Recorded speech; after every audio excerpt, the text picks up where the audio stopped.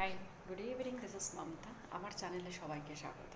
আজকে আমার জীবনের একটা কথা, সত্যি কথা, সেটা আমি ভীষণভাবে মেনে চলি। সেটা হচ্ছে গড, অ্যান্ড আই ট্রাস্ট ইট কি গড ইজ দেয়ার। সো সেই জায়গায় দাঁড়িয়ে কথা বলি।